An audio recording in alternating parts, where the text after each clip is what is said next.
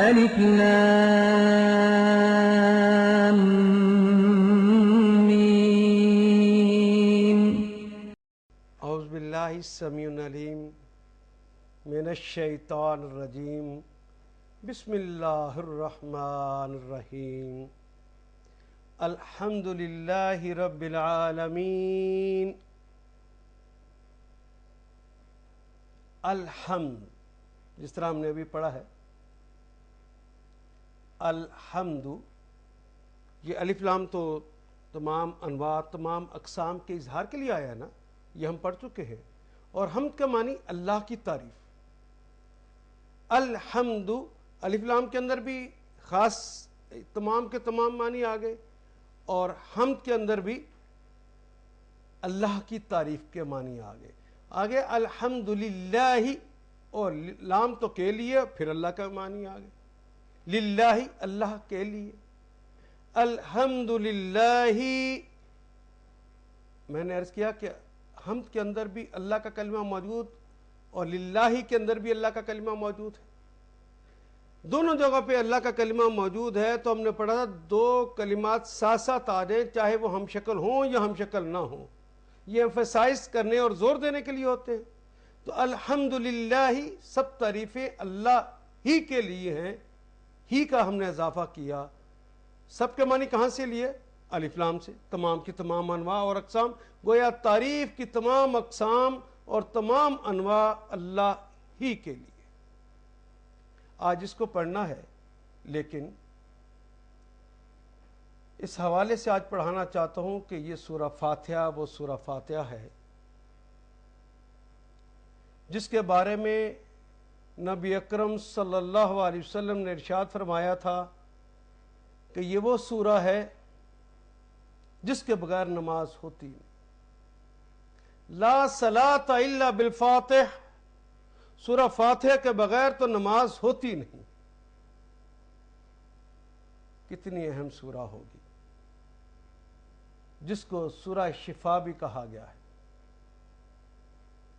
وہ ایک مشہور واقعہ ہے کہ نبی اکرم صلی اللہ علیہ وسلم کے چند ساتھی وہ ایک جگہ پہ جا رہے تھے، وہاں پہ کسی سردار کو سانپ نے کاٹ لیا۔ صحابہ نے جو وہاں سے گزر رہے تھے، ان کو کسی نے پوچھا کہ تم وہی تو نہیں ہو جو محمد صلی اللہ علیہ وسلم جنہوں نے دعویٰ کیا ہے نبوت کا، ان کے ماننے والے؟ ان کا ہاں، ہم انہی کے ماننے والے ہیں۔ تو پھر ہمارے سردار کو سانپ نے کاٹ دیا، ذرا اس پہ دم کر دو۔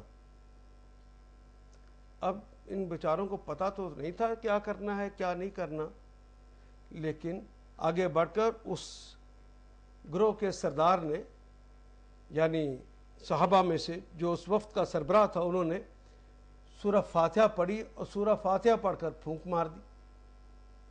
اللہ نے کرم فرما دیا، وہ ٹھیک ہو گیا۔ تو انعام میں اس نے 40 بکریاں دے دیں۔ وہ 40 بکریاں لے کر، پتہ نہیں ہمارے لیے جائز ہیں کہ نہیں، صحابہ بھی کیا خوبصورت زندگی رکھتے تھے، کوئی کام اللہ اس کے رسول کی مرضی کے بغیر کرتے ہی نہیں۔ 40 بکریاں مل گیا، نہیں کھا رہے، ساتھ لے آئے اور کہا کہ یا رسول اللہ، آج یہ واقعہ ہوا ہے، انہوں نے یہ 40 بکریاں ہمیں دی ہیں، کیا ہمارے لیے جائز ہیں، کھا سکتے ہیں؟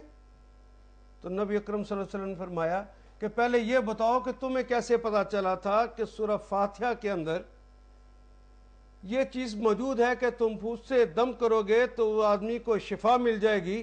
کہا یا رسول اللہ، آپ ہی نے تو فرمایا تھا کہ یہ سورہ شفا ہے، تو ہمیں تو آپ کی ہر بات کا یقین ہے، آپ نے فرمایا، ہم نے پڑھا، اور اللہ نے شفا دے دی۔ تو نبی صلی اللہ علیہ وسلم نے مسکراتے ہوئے کہا، اچھا تو نسخہ میرا استعمال کیا تم نے، تو آدھی بکریاں مجھے بھی دو، کیونکہ نسخہ میرا تھا۔ تو یہ تو شفا ہے۔ اس شفا کو کہا کہ ہر نماز کے اندر پڑھنا۔ نماز کون؟ جس کو کہا کہ یہ دین کا ستون ہے،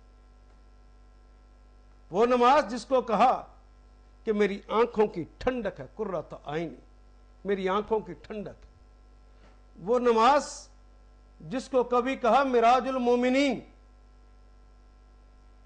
لیکن وہ جو معراج المومنین ہے، جو دین کا ستون ہے، اس کے بارے میں تو نبی اکرم صلی اللہ علیہ وسلم نے ارشاد فرما دیا کہ ہر نماز کے اندر اس ستون کو قائم کرنے کے لیے، میری آنکھوں کو ٹھنڈک دینے کے لیے، مومنین تم نے معراج جو حاصل کرنی ہے اس کے اندر اس نماز کو پڑھنا ہے، لیکن یہ نماز قائم کرنا ہے۔ قرآن مجید میں تو نماز کو قائم کرنے کے بارے میں بار بار احکام آئے، وَأَقَامُوا الصَّلَاةَ وَآتُوا الزَّكَاةَ لَهُمْ أَجْرُهُمْ عِندَ رَبِّهِمْ، کہیں پر ہے وَيُقِيمُوا الصَّلَاةَ، کہیں الَّذِينَ يُقِيمُونَ الصَّلَاةَ، کہیں پر حکم دیتے ہوئے کہ اقم الصلاۃ، کہیں عورتوں کو حکم دیا اقمن الصلاۃ، یہ تو نماز کو قائم کرنا ہے، کہیں پر نماز کو پڑھنے کا حکم نہیں دیا گیا۔ ہاں ایک جگہ پہ آیا ہے فَصَلِّ لِرَبِّكَ وَانْحَرْ، نماز پڑھو۔ یہ نماز پڑھنے سے مراد فرض نماز نہیں تھی، اب اس سے مراد تو وہ ہے کہ نبی محترم آپ کے مشن کی تکمیل ہو چکی، ہم آپ کو کامیابی پر مبارکباد دیتے ہیں، آپ کا مشن مکمل ہو گیا، اب واپسی کی تیاری کیجئے، نوافل ادا کیجئے اور قربانی کیجئے اور واپسی کا رستہ پکڑیے۔ یہ تو اس لیے کہا گیا تھا کہ یہ نوافل ادا کی، فرض نماز کے لیے جہاں بھی حکم ہوا ہے وہ نماز کو قائم کرنے کے لیے کہا گیا ہے۔ اب سوال یہ ہے کہ نماز کا قائم کرنا کیا ہے؟ میں نے اہل علم سے پوچھا کہ نماز کو قائم کس طرح کیا جاتا ہے، تو انہوں نے مجھے دو باتیں بتائی۔ پہلی بات تو یہ کہ نماز کو اس کے وقت پر پڑھنا، حدیث جبریل کے اندر پہلا وقت بھی بتا دیا گیا اور دوسرا وقت بھی بتا دیا گیا، تو پہلے اور دوسرے وقت کے درمیان جو بھی بستی کے لوگ اپنی مشاورت سے وقت طے کر لیں وہی نماز کا وقت۔ بستی کے لوگوں نے کہا کہ 12:15 سے لے کر میں مثال دیتا ہوں، ظہر کی نماز لوگ 2:15 بجے تک پڑھتے ہیں، تو یہ پہلا اور آخری جو وقت ہے 2:30 بجے 2:45 بجے تک جو وہ وقت رہتا ہے، کسی شخص نے، بستی کے لوگوں نے کوئی وقت طے کر لیا، اس کے درمیان نماز پڑھ لی، کسی نے 12:30 بجے پڑھی، کسی نے 1:45 بجے، کسی نے 1 بجے، کسی نے 1:15 1:30 بجے 2 بجے 2:15 بجے 2:30 بجے پڑھ لی۔ یہ نمازیں جو پڑھی ہیں یہ وقت پر ہی پڑھی ہیں، شرط یہ ہے کہ بستی کے لوگوں نے اس وقت کو طے کر لیا ہو۔ مشاورت کی بہت اہمیت ہے، نماز کو اس کے وقت پہ پڑھنا، اور دوسری بات نماز کو اس کے مقام پر پڑھنا۔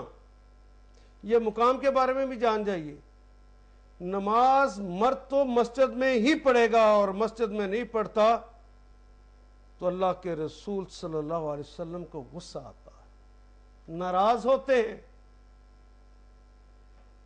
بلکہ ایک دن تو آپ نے ارشاد فرمایا میرا جی چاہتا ہے کہ اپنی جگہ پر آج نماز پڑھانے کے لیے کسی اور کو کھڑا کر دوں، اور جو لوگ اپنے گھروں میں نمازیں پڑھ رہے ہیں ان کے گھروں کو میں آگ لگا دوں، اور میں آگ لگا دیتا اگر مجھے اس بات کا ڈر نہ ہوتا کہ گھر کے اندر بچے بھی ہیں، عورتیں بھی ہیں اور بوڑھے بھی ہیں جو اپنی مجبوری کی وجہ سے گھر میں نماز پڑھ رہے ہیں۔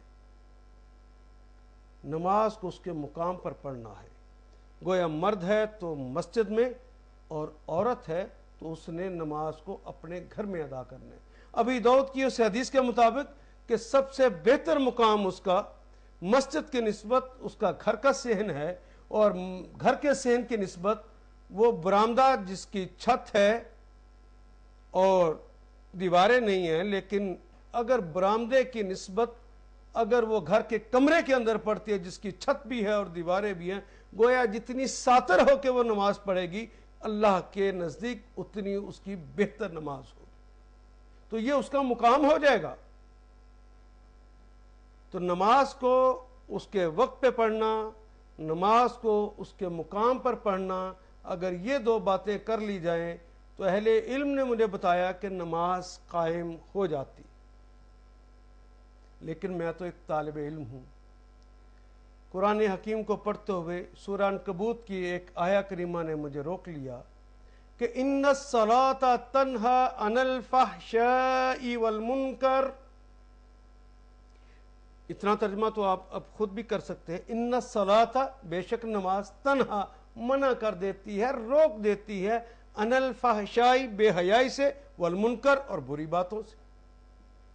اور میں سر کی آنکھوں سے دیکھتا ہوں لوگ نماز کو اس کے مقام پر، نماز کو اس کے اوقات کے اندر بھی پڑھتے ہیں، جھوٹ بھی بولتے ہیں، فراڈ بھی کرتے ہیں، دھوکہ دہی سے زندگی کو گزارتے ہیں، کم بھی تولتے ہیں، غیبتیں کرتے ہیں، پھپتیاں کستے ہیں، مذاق اڑاتے ہیں لوگوں کا، اللہ کے دین کے مطابق چلنے کی بجائے کچھ اور رستے ہیں جو تلاش کر لیتے ہیں۔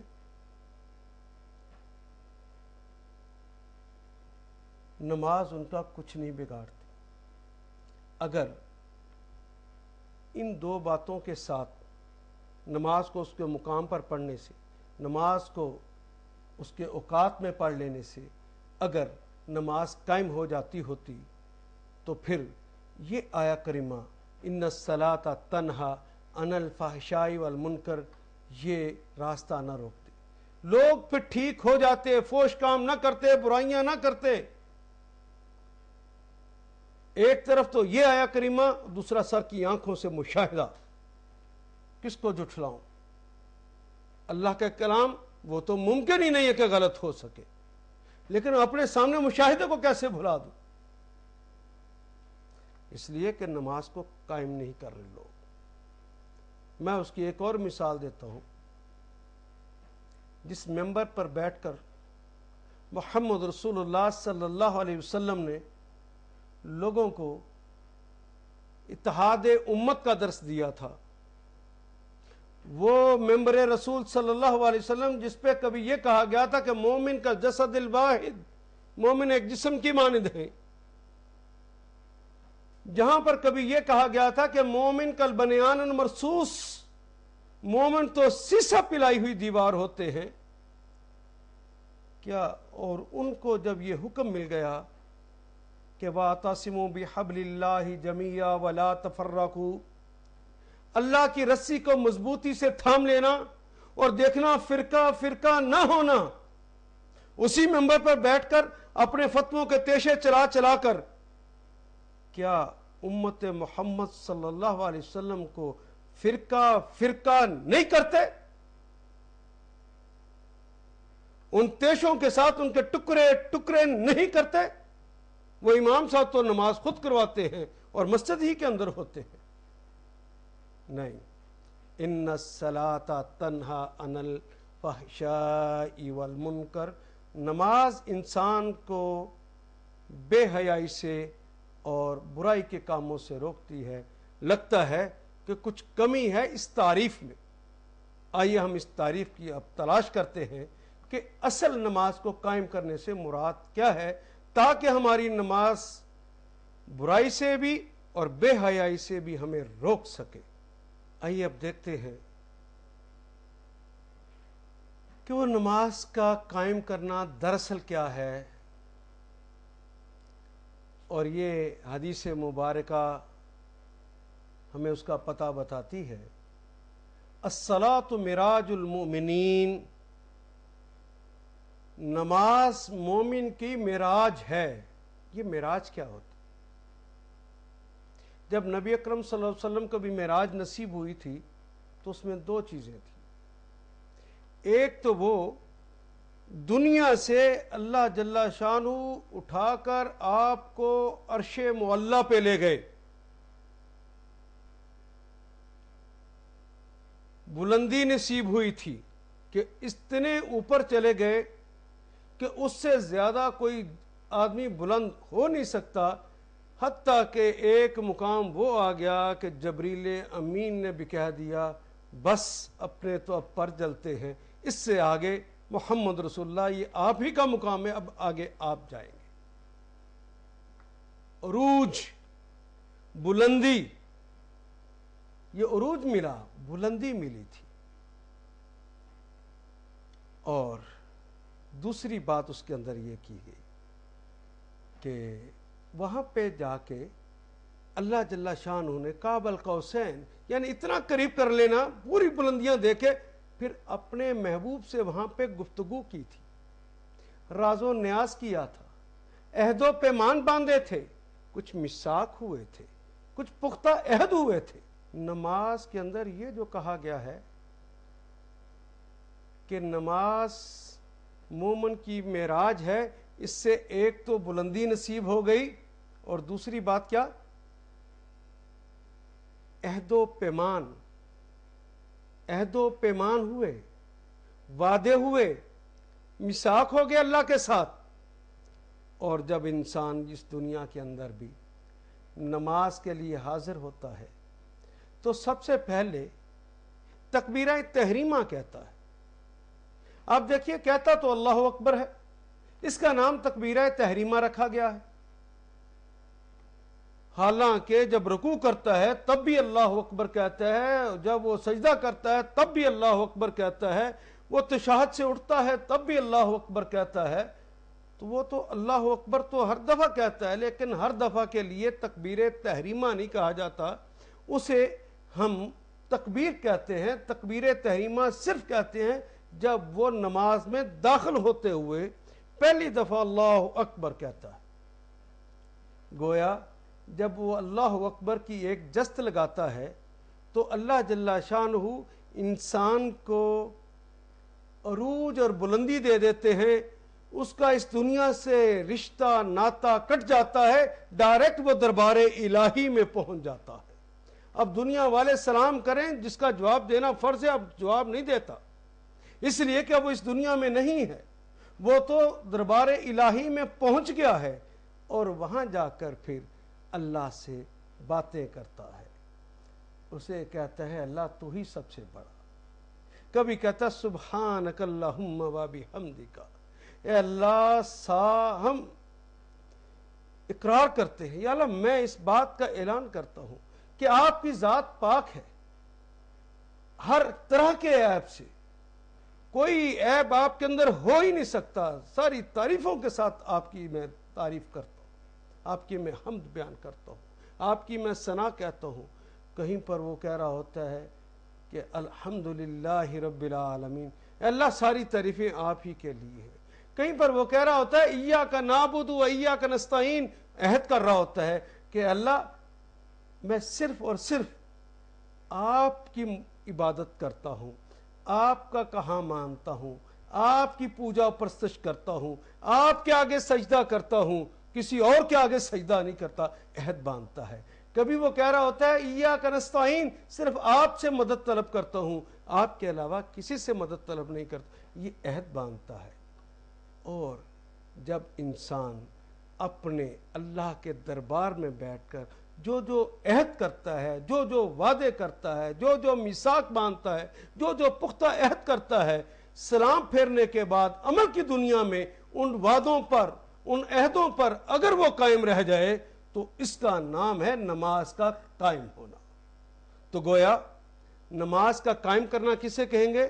نمبر ایک، نماز کو اس کے وقت پر پڑھنا۔ نمبر دو، نماز کو اس کے مقام پر پڑھنا۔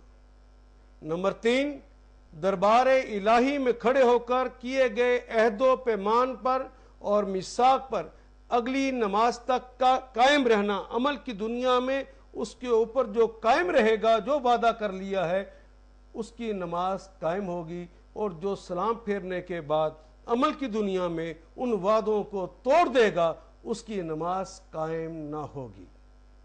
یہ میں بات سمجھا سکا جی؟ اب اسی حوالے سے ذرا دیکھیے، سورہ فاتحہ کے اندر ہم پہلا کلمہ کیا کہتے ہیں؟ الحمدللہ، الحمدللہ۔ ساری کی ساری تعریفیں، تعریف کی تمام اقسام اور تعریف کی تمام انواع، ساری کی ساری اللہ جل شانہ آپ ہی کے لیے، پھر آپ کے علاوہ کسی کے لیے نہیں، یہ عہد کر لیتا ہے۔ ساری تعریفیں، تعریف کی تمام، لیکن یہ تعریف کے معنی سمجھے گے تو تب میں اگلی بات کہہ سکوں گا نا۔ تعریف کہتے کسے؟ پہلے اس کو سمجھ لیجئے۔ جہاں کوئی انسان حسن دیکھتا ہے، کوئی خوبی دیکھتا ہے، کوئی کمال دیکھتا ہے، اس حسن، اس خوبی، اس کمال کو دیکھ کر انسان کا دل متاثر ہوتا ہے۔ جیسا حسن ہوگا ویسے ہی دل کے اوپر اثر ہوگا، اتنا ہی انسان متاثر ہوگا۔ حسن بہت زیادہ ہوگا، کمال بہت اونچے درجے کا ہوگا، دل کے اندر تاثیر اتنی ہی زیادہ ہو جائے گی، اور یہ کمال اور یہ حسن ہلکے درجے کا ہوگا تو وہ پھر تاثیر بھی ہلکے درجے کی ہوگی۔ جس طرح نماز کے اندر کھڑے ہو کر اس نے کہا ہے کہ الحمد الف لام لگا کر الحمدللہ، ساری کی ساری تعریفیں، تعریف کی تمام اقسام اور تعریف کی تمام انواع اللہ ہی کے لیے ہیں۔ پھر عمل کی دنیا میں جو آ کر یہ بات کہتا ہے کہ اللہ صاحب حسن، صاحب خوبی اور صاحب کمال سے میں متاثر ہو کر اس کی تعریفیں نہیں کروں گا، اے خالق حسن میں آپ کی تعریف کروں گا، اے خالق کمال میں آپ کی تعریف کروں گا، اے خالق قدرت ساری کی ساری تعریفیں تو، اے خالق خوبی ساری تعریفیں آپ کے لیے ہیں، پھر آپ کے علاوہ کسی سے نہیں۔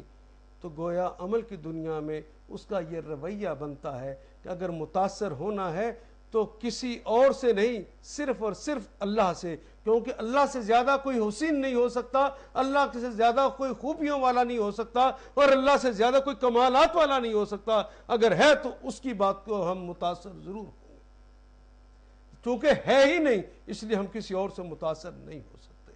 صرف کس سے متاثر ہوں گے؟ اللہ سے۔ گویا کیوں ایسا ہے؟ اللہ کیوں چاہتے ہیں کہ مجھ سے متاثر ہونا؟ یہ کیوں کروانا چاہتے ہیں؟ اس لیے کہ جس سے انسان متاثر ہو جائے ویسا بننا چاہتا ہے، کسی کو بتانے کی ضرورت نہیں ہوتی، خود بخود ویسا بننے لگ جاتا ہے جس طرح کہ اس نے کسی زمانے میں کسی سے بھی متاثر ہوا ہو تو اس کی زندگی کا اوڑھنا بچھونا ویسا ہو جاتا ہے۔ میں مثال دیتا ہوں، آپ کی یہ جو پینٹ پہنی ہوئی، اس کو ذرا غور کیجیے۔ ایک زمانہ تھا کہ لوگ بہت ٹائٹ پینٹیں پہنتے تھے، اسے ٹیڈیزم کہتے تھے۔ اس زمانے میں ذرا سی کوئی کھلی پینٹ پہن لیتا تو برا لگتا، اچھا نہیں لگتا تھا۔ پھر ایک زمانہ آیا کہ وہ ٹائٹ کی بجائے سٹریٹ کا زمانہ آ گیا، تھوڑی سی کھلی، اوپر سے نیچے ایک طرح کی۔ اب کوئی آدمی ٹائٹ پینٹ پہنتا تھا تو اس زمانے میں وہ بہت برا لگتا تھا۔ پھر وہ زمانہ آیا کہ فلیپر پہننے شروع کیے، یہ 70s کی دہائی کا زمانہ ہے۔ 70s کے اندر لوگوں نے نیچے سے بہت کھلی بیل کی طرح پوائنچے پہنے اور اوپر سے ٹائٹ۔ جس زمانے میں یہ بیل باٹم پہنتے تھے اس زمانے میں اگر کوئی سٹریٹ یا ٹائٹ پہنتا تو برا لگتا تھا۔ پھر ایک زمانہ آیا کہ لوگوں نے فلیپر پہننے شروع کر دیے، وہ دور سے لگتا ہی نہیں تھا کہ پینٹ ہے، وہ پجامہ ہی لگتے تھے، پجامے پہنے ہوئے ہیں۔ جس زمانے میں یہ فلیپر کا زمانہ تھا، لوگوں نے جس نے بیل پہنی ہوتی تھی وہ لگتا تھا پینڈو پینڈو ہے، آکورڈ ہے، پرانے خیالات کا آدمی ہے، اچھا نہیں لگتا تھا۔ پھر ایک زمانہ آیا کہ لوگوں نے جینز پہننی شروع کی، اور جب جین پہنتے تو پتا چلتا تھا جو جس نے جین پہنی ہوئی ہے یہ بڑا ماڈرن ہے، یہ بڑا زبردست ہے، یہ جین آنکھوں کو اچھی لگنے لگ گئی۔ بیگیز کا زمانہ ہے تو ایک ہی پینٹ کے اوپر لوگوں نے 20 جیبیں لگا لیں، جس طرح فقیر کی جھولیاں ہوتی ہیں، بے شمار انہوں نے جیبیں لگا لیں۔ جو جیبیں کم لگاتا تھا وہ آؤٹ آف فیشن کہلاتا تھا، اچھا ہی نہیں لگتا تھا۔ اب سوال یہ ہے کہ اگر تنگ پونچوں میں یا کھلے پونچوں میں حسن تھا تو جس میں بھی تھا، حسن تو ایک کانسٹنٹ چیز کا نام ہے، حسن کو تو ویسے ہی رہنا چاہیے تھا۔ یہ کیا معاملہ ہوا کہ کبھی ٹائٹ اچھے لگنے لگ گئی، اس میں حسن نظر آیا، کبھی کھلی کے اندر؟ یہ کیسے ہوا ہے؟ اگر انالیسس کریں تو ہمیں پتا چلتا ہے کہ جن سے ہم متاثر تھے وہاں جا کے تو ان کو نہیں دیکھا ہم نے۔ میں جینس کی ایک مثال آپ کے سامنے رکھتا ہوں۔ جن سے ہم متاثر تھے، یعنی یورپ اور امریکہ سے ہم متاثر تھے، پرنٹ میڈیا کے اندر، الیکٹرانک میڈیا کے اندر جس طرح ہم نے دیکھا کہ انہوں نے جین پہنی ہے، انہوں نے فلیپر پہنے، انہوں نے بیل پہنی ہے، چونکہ ہم ان سے متاثر تھے، انہوں نے ہم سے مطالبہ نہیں کیا کہ ہمارا لباس پہنو، ہم خود بخود ویسے بننے لگ گئے، کیونکہ جس سے انسان متاثر ہوتا ہے ویسا بننا چاہتا ہے۔ کسی فلم میں دیکھا، کسی ڈرامے میں دیکھا، کسی ایڈورٹائزنگ والوں نے جو تصویر بنائی اس کے اندر دیکھا کہ اس نے بیل پہنی ہے، اس نے بیل باٹم کی بجائے آج اس نے جین پہن لی ہے تو جین پہننی شروع کر دی۔ حالانکہ میں آپ سے ایک سوال پوچھتا ہوں، کبھی کسی شخص نے ایسا کیا ہے کہ فلاں لباس غریبوں کا لباس ہے، مزدوروں کا لباس ہے، جی میں آج سے مزدوروں کا لباس پہنوں گا، اس کو بطور فیشن کر لوں گا؟ کبھی ہوا ایسا؟ جائیے جا کر دیکھ لیجئے، پورے یورپ اور امریکہ میں کھاتے پیتے لوگ جنہیں شورفا کہتے ہیں، ایلیٹ کلاس کہا جاتا ہے، وہ جین نہیں پہنتے، وہ ڈریس پینٹ پہنتے۔ لیکن ہم چونکہ وہاں گئے نہیں تھے، ہمیں تو پرنٹ میڈیا نے، ٹی وی نے، اتنے چینلز کھل گئے ہیں، وہاں پہ جو لباس دیکھا ہمیں وہ ایسے ہی ہم نے پہننا شروع کر دیا۔ پہلے پرنٹ میڈیا میں دیکھتے تھے، اب الیکٹرانک میڈیا میں ہم دیکھتے ہیں، جو کچھ وہ پہنتے ہیں جن سے متاثر ہیں ویسے ہی ہم بننے لگ گئے۔ ویسا انسان بننے لگ جاتا ہے جن سے متاثر ہوتا ہے۔ وہاں پہ تو یہ مزدور کا لباس ہے، جین مزدور پہنتے ہیں۔ میں ایک اور مثال دیتا ہوں، کبھی کسی نے آج تک یہ کہا کہ یہ غریب لوگوں کا، مزدوروں کا کھانا ہے، ہم بھی کھا لیں، اسے فیشن کے طور پر اور بڑے فخر کے ساتھ کھائیں؟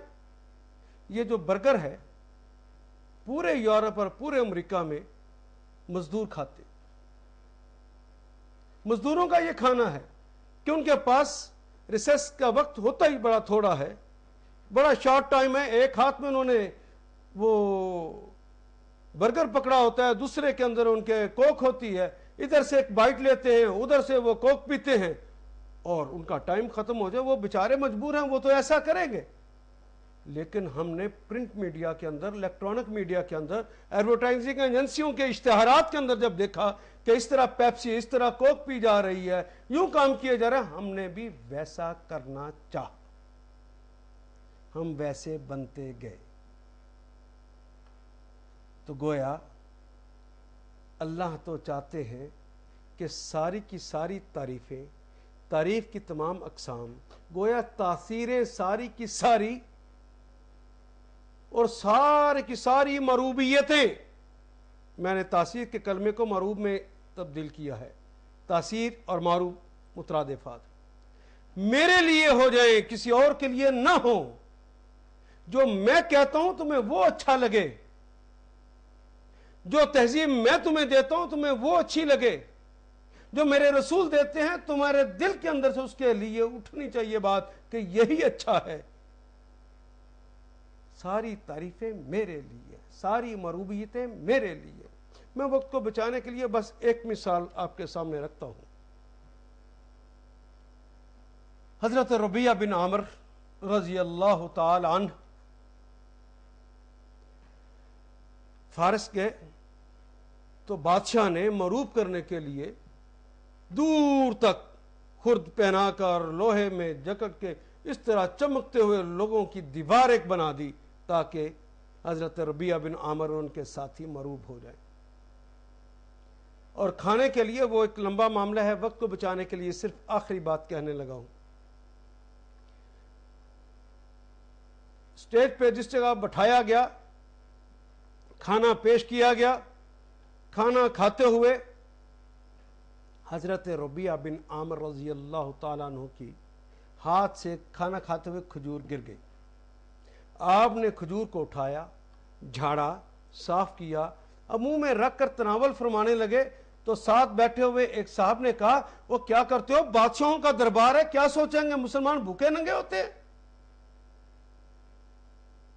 تو حضرت ربیعہ بن عامر رضی اللہ تعالیٰ عنہ نے فرمایا، میں نے اپنی آنکھوں سے محمد رسول اللہ صلی اللہ علیہ وسلم کو کھانا کھاتے ہوئے دیکھا۔ ایک دن ان کے ہاتھ میں کھجور ہی تھی، کھجور نیچے گر گئی، آپ نے کھجور کو اٹھایا، جھاڑا، صاف کیا اور صاف کر کے منہ میں رکھ کے آپ نے تناول فرما لی۔ اترک سنت رسول اللہ لہؤلاء حمقا، کہ ان احمقوں اور بیوقوفوں کے لیے میں محمد رسول اللہ کی سنت کو چھوڑ دوں؟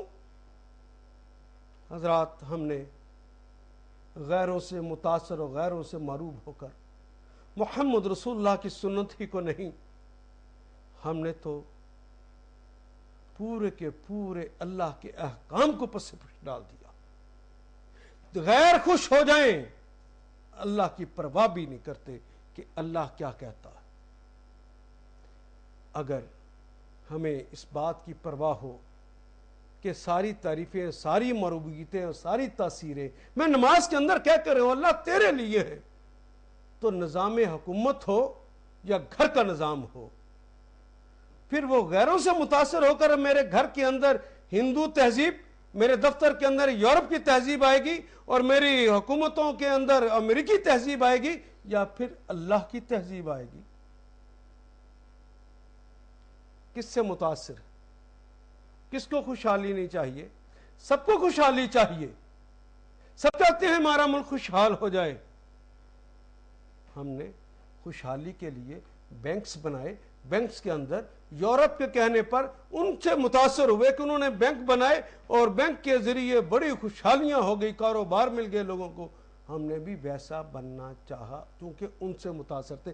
حالانکہ اللہ جل شانہ، ہم نماز میں ان کی ان آیتوں کو پڑھتے ہیں، اللہ کہہ چکے تھے کہ یہ میرے ساتھ اور میرے رسول کے ساتھ کھلی جنگ ہے۔ حالانکہ محمد رسول اللہ کہہ چکے تھے کہ حقیقی ماں کے ساتھ زنا کرنے سے بھی سود بدتر فعل ہے۔ ہم نے اللہ اس کے رسول کے ساتھ جنگ کے مورچے غیروں سے متاثر اور مروب ہو کے لگا لیے۔ اگر اللہ سے متاثر ہوتے تو پھر کیا یہ مورچے لگتے سود کے؟ بینکس تو حضرت امام ابو حنیفہ نے بھی بنائے تھے، لیکن وہ غیر سودی بینک تھے۔ تو پھر کیا آج سودی بینک بنتے یا غیر سودی بینک بنتے؟ اگر ہم نے نماز کے اندر اللہ سے جو وعدہ کیا ہے اللہ سے مروب ہوتے تو دوسروں کی طرح زندگی گزارتے۔ الحمدللہ، ساری کی ساری تعریفیں، تعریف کی تمام اقسام، تعریف کی تمام انواع، ساری تاثیریں، ساری مروبیتیں اللہ ہی کے لیے ہیں، اللہ کے علاوہ کسی کے لیے نہیں ہے۔ وہ کام جس کے لیے محمد رسول اللہ نے مارے کھائیں، وہ دین جس کو پھیلانے کے لیے کوششیں کی، آج اس دین کے غلبے کے لیے کوئی کوشش کرتا ہے تو اسے مولوی، فنڈامنٹلسٹ، دقیانوسی، اور اگر کوشش ذرا تیز کرے ہم اسے دہشت گرد، یورپ سے متاثر ہو کر کہہ دیتے ہیں۔ حالانکہ اللہ تو اسے مجاہد کہتا ہے، اللہ اسے دائی کہتا ہے۔ ہم اللہ سے متاثر نہیں ہیں، ہم تو غیروں سے متاثر ہو گئے۔ کیا ہم نے پاکستان کے اندر اللہ کے دین کا نفاذ کر لیا؟ کس سے متاثر ہے؟ کس کو راضی کرنے کے لیے سارے کام کرتے ہیں؟ اپنے دھرتی کا نمک مجاہد دشمن کے حوالے کس کو خوش کرنے کے لیے کرتے ہیں؟ اللہ کو یا اللہ کے دشمنوں کو؟ اللہ میرا اور آپ کا حامی و ناصر ہو۔ کہیے میرے ساتھ الحمدللہ، ساری کی ساری تعریفیں، مروبیتیں اللہ ہی کے لیے ہیں۔ نماز میں یہ کرنے کے بعد پھر آپ کی تہذیب، آپ کا طریقہ زندگی کیا اللہ کے مطابق ہونا چاہیے کہ اللہ سے ہٹ کر؟ آج رات آپ نے اس پر سوچنا ہے۔ یہ صرف ذات کی بات نہیں میں نے کی، میں نے تو آپ کے گھر کی بھی بات کی ہے، میں نے تو آپ کے منڈی اور بازار کی بھی بات کی ہے، میں نے تو آپ کے اقتدار کے ایوانوں کی بھی بات کی ہے، میں نے عدل کے ایوانوں کی بھی بات کی ہے۔ ہر جگہ پر کس سے متاثر ہونا ہے؟ اللہ سے۔ اللہ کے علاوہ کسی اور سے متاثر نہیں ہونا۔ پھر جس طرح محمد رسول اللہ نے وہ حکومت کر کے دکھائی تھی وہ حکومت کرنا ہوگی۔ منڈی اور بازاروں کو جو طریقے انہوں نے بتائے تھے انہیں ہی اڈاپٹ کرنا ہوگا۔ گھر کے اندر رہنے کے طریقے اور ملاقات کے طریقے، رعیت کے ساتھ کیا سلوک کرنا ہے، حکمرانوں کے ساتھ کیا سلوک کرنا ہے، یہ سارے طریقے پھر کس سے متاثر ہو کر پھر ہمیں اچھے لگے، صرف یہی نہیں، اسی لیے تو میں دعا کراتا ہوں، اے اللہ قرآن کو ہمارے دل کی بہار بنا دے، یعنی قرآن والی باتیں ہمیں اچھی لگے، دل کا سرور بنا دے، آنکھوں کا نور بنا دے، غموں کا مداوا بنا دے، دکھوں کا علاج بنا دے۔ یا اللہ قرآن حکیم کو ہمارا ساتھی بنا دے، لمحات کا ساتھی، سوچ کا ساتھی، ساری زندگی کا ساتھی بنا دے، وقت عیش کا ساتھی بنا دے، وقت تیش کا بھی ساتھی بنا دے۔